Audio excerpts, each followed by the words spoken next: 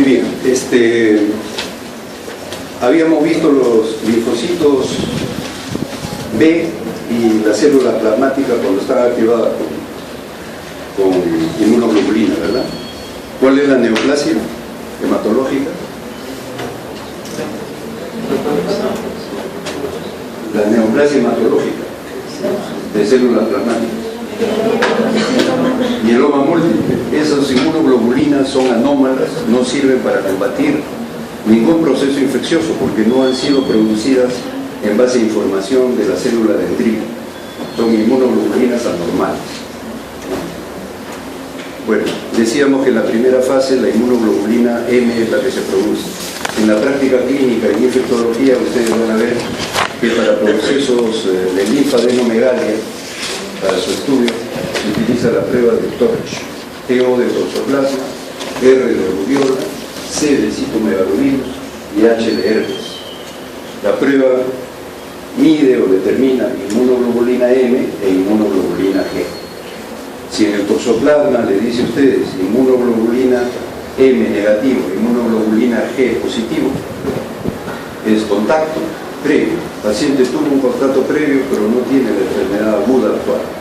Y por lo contrario dice IgM reactivo, activo, positivo, e inmunoglobulina G negativo. Está en fase aguda, en los primeros días, ¿verdad? Igual para la rubiola, para el citomegalovirus, ¿no? Y para el herpes virus, ¿ok? Para enfermedad aguda, IgM positivo. IgG positivo con IgM negativo es contacto previo. Tuvo contacto previo, pero no está con la fase aguda.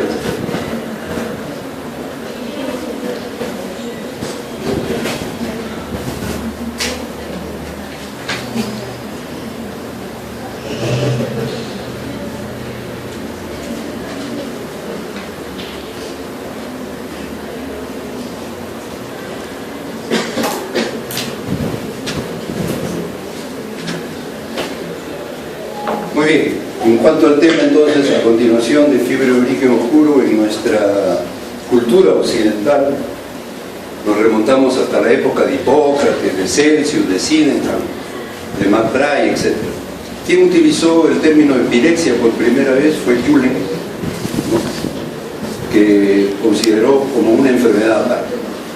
Decíamos que si bien es cierto en el siglo XVI Galileo Galilei había descubierto el termómetro, recién en el siglo XIX, en 1868, Wunderlich, de la escuela alemana, es el que describe la termometría clínica. Comenzó a colocar el termómetro en toda la parte del cuerpo: axila, nariz, boca, oído, vagina, recto, pliegue inguinal, pliegue del brazo, etc.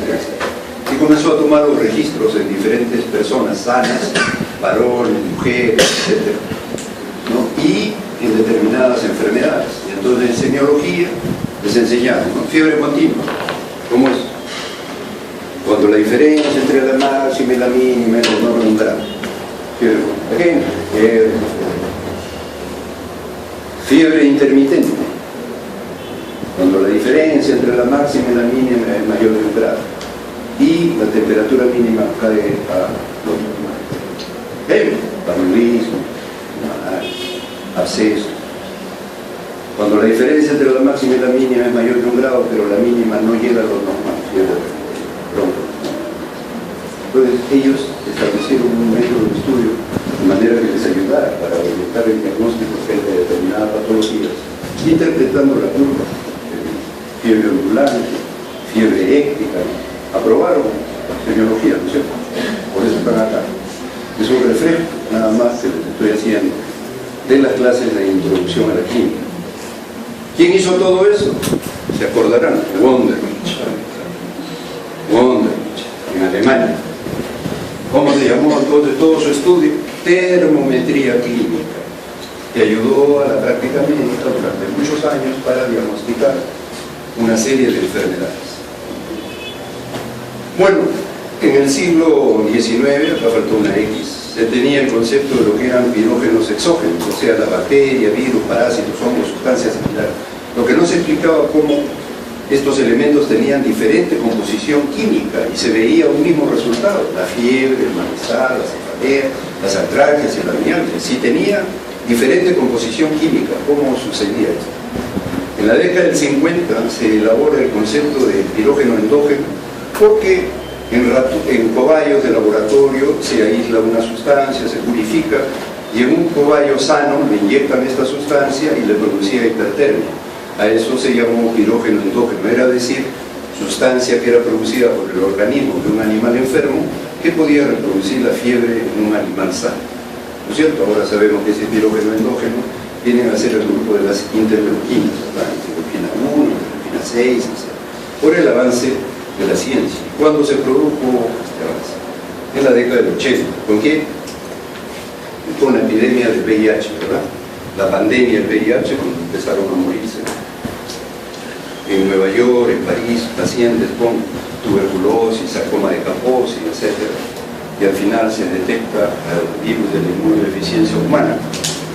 A partir de ahí se da un gran desarrollo espectacular de la biología molecular.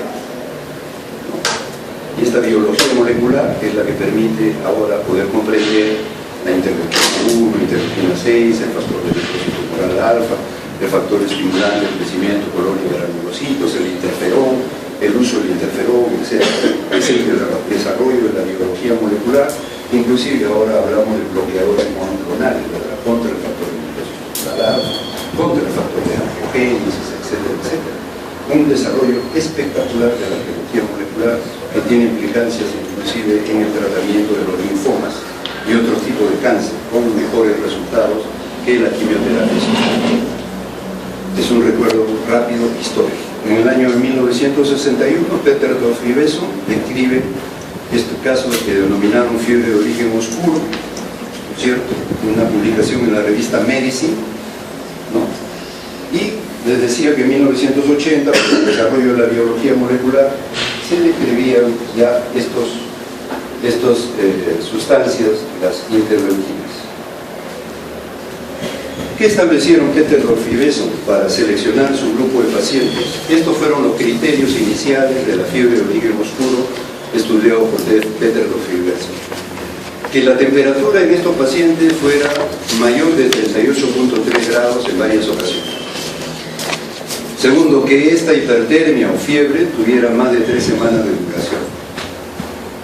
Y por último, que estando hospitalizado el paciente durante una semana, todos sus estudios determinaran que el diagnóstico aún era incierto. O sea, no se tenía un diagnóstico final. Después de tenerlo hospitalizado una semana y haberle hecho todas las pruebas, no había un diagnóstico final.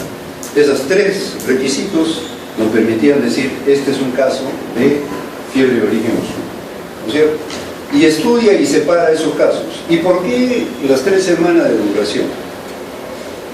Porque una gran cantidad de procesos infecciosos virales se autolimitan. Ustedes van a ver a su hermanito, un sobrino, la mamá, el padre se desespera, está con fiebre de 40, 39, ¿no? Cuando le baja la fiebre, el niño corretea, brinca, salta, hace todas sus travesuras. Cae la fiebre, empieza la fiebre, se le cae, está inactivo, etc. Y pasados los 5 días o a veces 7 días, se desaparece la fiebre sola, ¿verdad? Pero por eso el pediatra simplemente le indica hay que darle antipiréticos y nada más. Vamos a observar hasta que completa los 7 días, se fue la fiebre, ya, era cierto, era un proceso viral. No íbamos a darle antibiótico porque no tenía ningún sentido, no tiene efecto contra los virus. Entonces, esa es la razón por la cual pone 3 semanas de duración. Pues si bien es cierto, esto elimina a un alto porcentaje de vida, siempre en la medicina aparecen las excepciones. Entonces, hay virus que duran un poco más, como son el citomegalovirus, el Epstein-Barr virus. Si bien es cierto, elimina a más del 90% de los virus, hay virus que duran más de 3 semanas. Citomegalovirus, Epstein-Barr virus de la mononucleosis infecciosa. Y este término de la semana de hospitalización, en algunos artículos recientes ya tienden a reducirlo a 5 días, porque el avance del laboratorio, de la prueba de laboratorio, ha sido también espectacular. Este es un concepto de estos autores refiriéndonos que en muchos casos la causa final de la fiebre son enfermedades comunes que han tenido una presentación inusual. Entonces, al final, el diagnóstico definitivo son enfermedades comunes, pero que han tenido una presentación inusual. En la era preantibiótica, la sífilis, la tuberculosis, la brucelosis eran las que más se encontraban. Y bueno, tenemos un cuadro de comparación de la primera serie descrita por Petterdorf y Besson de 100 pacientes que los agrupan en las siguientes categorías. Infecciones, en esa época se hablaba de enfermedades del colágeno, neoplasias, un grupo misceláneo y finalmente no se llevó diagnóstico en X porcentaje. Observan ustedes que las infecciones ocuparon el primer lugar, 36%. En segundo lugar, las neoplasias y en tercer lugar, las enfermedades de colágeno, actualmente llamadas enfermedades autoinmunes. Un grupo misceláneo, 23%, y no se llevó al diagnóstico en 7%.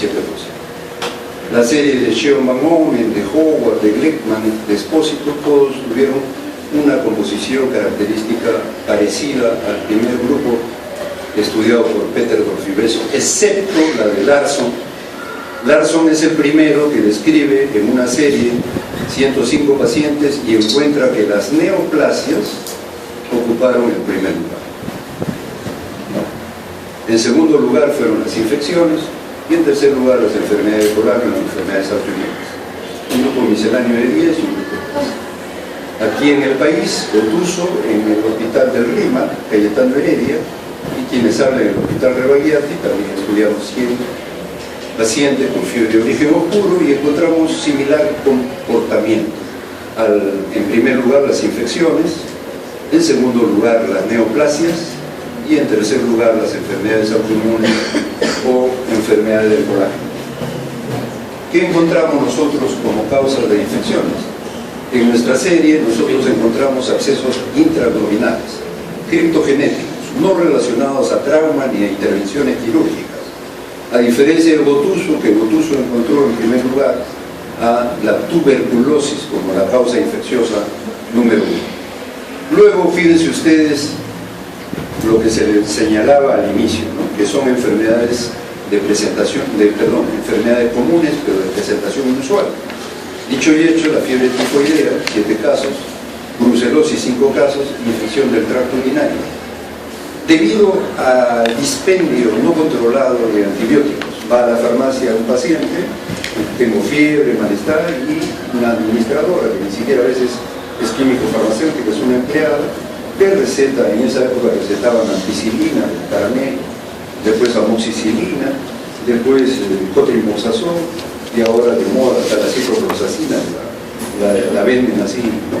Sin receta médica, y eso hace que estas enfermedades obviamente modifiquen su comportamiento, porque por ejemplo la fiebre tifoidea, con el mejor tratamiento, con el antibiótico adecuado, la dosis adecuada, la fiebre no cae hasta el 5.º día.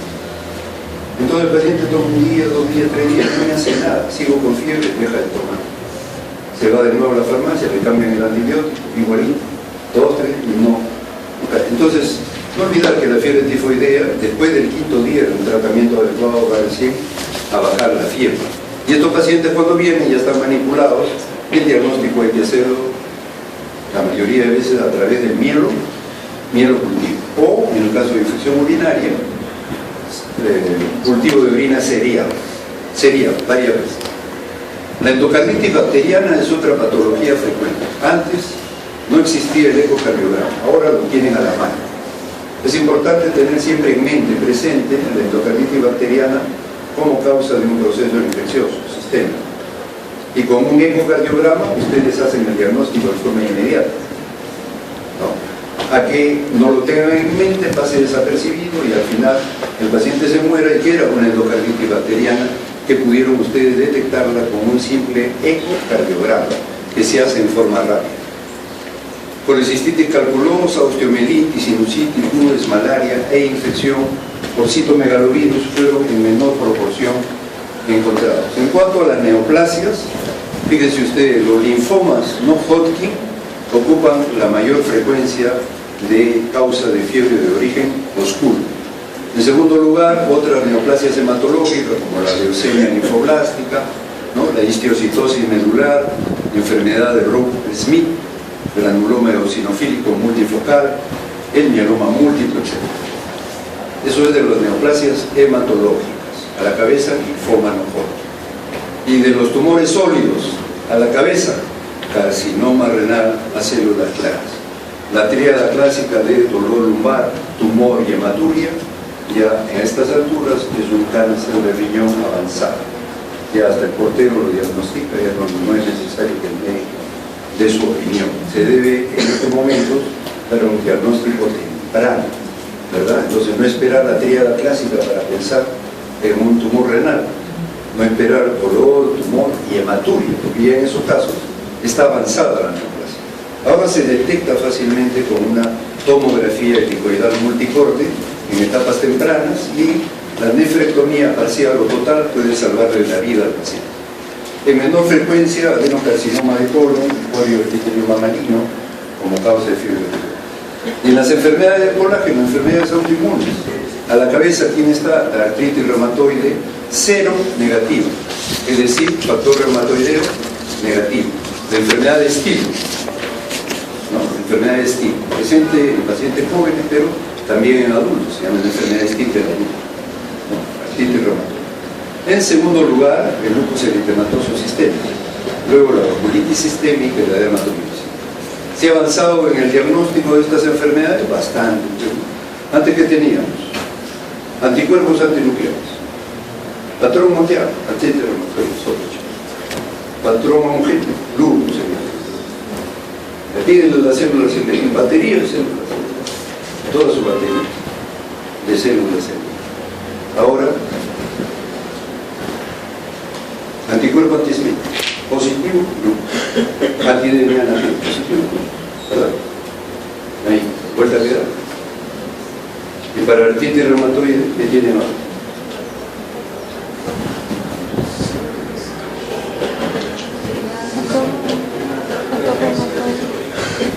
Péptidos citrulados. Sí, el anti-CCP. Para vasculitis sistémica, ANCA, ¿cierto? Bueno, y la dermatomiositis y la biopsia es fundamental para poder llegar a eso. Entonces, en pruebas de laboratorio se ha avanzado bastante y por eso que el tiempo de una semana de hospitalización se pretende reducir a 5 días, a 4 días. Hay demasiada fineza. Bueno, en el grupo misceláneo de hepatitis granulomatosa, dentro de la cual puede estar incluida la sarcoidosis, el eritema nodoso, la enfermedad de Crohn, fiebre por drogas, fiebre por difenilidantoína, ¿no? La hidantoína, fiebre por cefalosporina, fiebre por ranitidina, cualquier droga en algún paciente puede generar hipertermia. Finalmente, la fiebre ficticia, la fiebre facticia. El paciente soba el termómetro, lo mete en agua caliente porque hay una enfermera para 20 pacientes, le deja el termómetro y se va. Entonces el paciente manipula el termómetro. ¿Y para qué lo hace? Para una ganancia secundaria. Si es un centro minero, para que le den descanso médico, y se viene a Lima de vacaciones a disfrutar sus días libres. O en aquellos pacientes que tienen sus condiciones socioeconómicas muy bajas, que la comida del hospital es muy buena, quieren quedarse más tiempo, entonces manipulan el termómetro. En cuanto a la tuberculosis, fíjense ustedes la forma biliar o de diseminación hematógena, ¿no? Es la más frecuente. Luego la broncopulmonar, etc. La progresiva tuberculosis. La tuberculosis ganglionar y la tuberculosis renal también fueron frecuentes en este estudio. Entonces, después de la hematógena, de diseminación hematógena, tenemos la ganglionar. En cuanto a abscesos, poner especial atención en el hígado y el lecho vesicular, así como en el riñón y la celda perinéfrica. Entonces, en el hígado y el lecho vesicular, un porcentaje de 45%, 35%, igual en el riñón, 3 y 2 de perinéfrico, igual 35%. Son las zonas de mayor incidencia de abscesos, ¿no? De tipo criptogenético. Los otros son de menor frecuencia. Bueno, la tuberculosis diseminada o sistémica es la más frecuente según el estudio de Gotuso. Hay síntomas inespecíficos como debilidad, decaimiento, inanición, pérdida de peso. Hemos dicho ese efecto de factor de fibrosis pulmonar.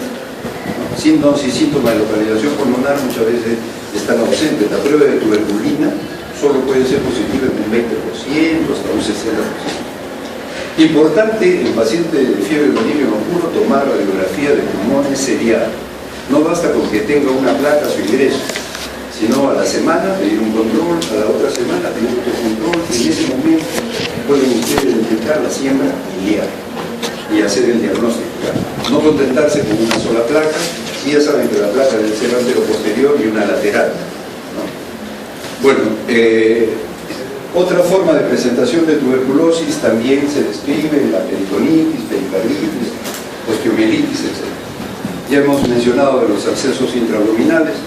En cuanto a la endocarditis bacteriana, bueno, yo en toda mi vida de médico y práctica, que ha sido varios años, 3 décadas, 4 décadas, no he visto nunca los nódulos de Oslo ni la mancha de Roth. Así que eso queda para la literatura y un poco de historia de la medicina. Pero ahora enfrente su ecocardiograma y no estar esperando pues la mancha de Roth para hacer el diagnóstico. Importante recordar que la ausencia de soplo no descarta una endocarditis bacteriana. Puede ser una endocarditis bacteriana de la válvula derecha. Y la válvula derecha, como trabajan a menor presión, el soplo es inaudible, no lo van a escuchar. Sobre todo en drogadictos, ¿no? La endocarditis de la válvula tricuspidia, lo que usan drogas por vía endovenosa. Bueno, la endocarditis tiende a dar siembra de émbolos a distancia, cuadro de meningitis, encefalopatía. En cuanto a la brucelosis, en nuestro medio es un proceso infeccioso general que hay que tenerlo en consideración, sobre todo a los que les gusta mucho la papita, la huancaína. Hay que tener mucho cuidado de comer papa, la huancaína en la calle, porque a veces lo hacen con queso que venden en el mercado, queso de cabra, que es más rico porque es más saladito, ¿no? Y ahí se ganan de premio su brucela. Así que papa, la huancaína en casa, con queso pasteurizado. Hay linfadenomegalia, esplenomegalia, hepatomegalia, etc. Aquí obviamente el diagnóstico es mediante la prueba de Rosa de Bengala. ¿Qué cosa nos mide la prueba de Rosa de Bengala? IgM. Como nos mide IgM, entonces decimos que la enfermedad está en fase aguda, ¿cierto? Brucelosis, quiero saber si está en fase aguda la enfermedad. Rosa de Bengala. Me va a medir IgM como prueba serológica importante. Luego, las aglutinaciones en tubo o en placa pues son relativas, un título mayor de 1/100. Y finalmente el mielocultivo. ¿En qué medio? El mielocultivo, clase de bacteriología. Pregunta de Elena, ¿cuál es el medio cultivo para brucela?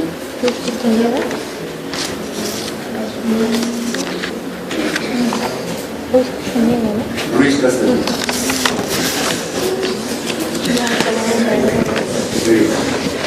Absceso hepático, bueno, podemos tener que sea piógeno o que sea amebiano, ¿verdad? Piógeno siempre la Escherichia coli, la amebiana histolítica. La mamografía hepática es útil, pero ahora con el avance de la ecografía tridimensional, etc., basta con una ecografía para la detección de un absceso hepático. Infecciones virales, habíamos hablado del citomegalovirus, la fiebre puede durar hasta 35 días. Linfadenomegalia, hepatomegalia, rash térmico, el síndrome denominado síndrome mononucleósico. Hay un incremento de IgM y IgG contra citomegalovirus. En el caso de la infección viral, incluye también la mononucleosis infecciosa, que puede presentarse con hepatitis sin linfadenomegalia o faringitis. Hay la presencia de linfocitos atípicos y los anticuerpos esteroides. Y finalmente, si la mamá, la abuelita, la tía le gusta criar canarios, loritos australianos, recomendable que cuando bote el cartón o el papel, que le han caído las heces, las deposiciones de estas aves, se ponga una mascarilla. De lo contrario, se va a ganar el premio con clamidia, con clamidia psittaci, es decir, va a ser un cuadro de citacosis. La citacosis, enfermedad aguda con compromiso respiratorio, producido por la clamidia psittaci, también puede dar fiebre de origen oscuro de larga duración. Y característicamente este proceso de citacosis va a tener una disociación clínica radiológica. Ausculta pulmones y no encuentra mayor signología. Toma la placa de toras y está sembrado los dos pulmones con lesiones infiltrativas intersticiales. Se llama disociación clínico-radiológica, característico de la citacosis.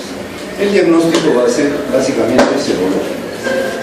Finalmente, un protocolo de seguimiento para un paciente con fiebre de origen oscuro. Si lo cogen a las 2 semanas, que ha estado con la fiebre mayor de 38.3, recomendable que tenga una libreta de control de temperatura diaria, por lo menos que tenga toma de temperatura cada 6 horas al día, e igualmente control de peso diario, importante, no solo temperatura, control de peso diario. Si la fiebre es documentada, hay que evaluar justamente si hay deterioro físico o no hay. ¿No? Si su peso está normal, se mantiene, no hay deterioro físico, se le puede controlar en forma ambulatoria, por consultorio, haciéndole la prueba de laboratorio respectivas. Si estas salen normales, se puede pasar a prueba de segundo nivel, como es una tomografía, ¿no? Una gammagrafía, etc. Si los resultados no son concluyentes y la fiebre remite, basta citarlo dentro de un mes. Pero si la fiebre persiste, hay que hospitalizarlo. Si el paciente tiene deterioro físico, de todas maneras tiene que ser hospitalizado. Ahí se le repite una historia clínica completa, un examen físico minucioso, se repite la prueba de primer nivel, es decir, hemogramas, eliminaciones, velocidad de sedimentación, proteínas C reactivas. Si la prueba persiste, ecografías, tomografías, programa excretor, dependiendo de la sospecha clínica. ¿No? Si se dispone de medios, la gamografía, la TAC o la resonancia. Si este es positivo, el tratamiento va a ser según los hallazgos. Si es negativo y persiste el deterioro físico, programar prueba de tercer nivel. Si este es positivo, tratamiento según los hallazgos. Si es negativo, considerar la prueba terapéutica. Prueba terapéutica, si sospechamos de artritis reumatoide, con aspirina. Si sospechamos de una tuberculosis, darle el tratamiento del esquema único. Antes se consideraba la laparotomía exploradora en aquellos pacientes en los cuales no se tenía la disposición de esto. Pero esto ha sido reemplazado por la laparoscopía, con biopsia de peritoneo, biopsia del hígado, de aquellas lesiones granulomatosas, sospechosas de este tipo de proceso infeccioso. Preguntas. Cuando mencionas la fiebre de origen oscuro, dijo tomar radiografía semanal, cada semana, radiografía de tórax, en las dos posiciones, antero, posterior, lateral, semanal. ¿Alguna otra